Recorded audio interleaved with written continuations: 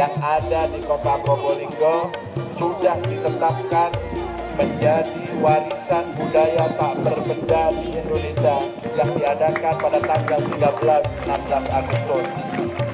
Jadi nekapun hak paten warga Kota Probolinggo sampai muncul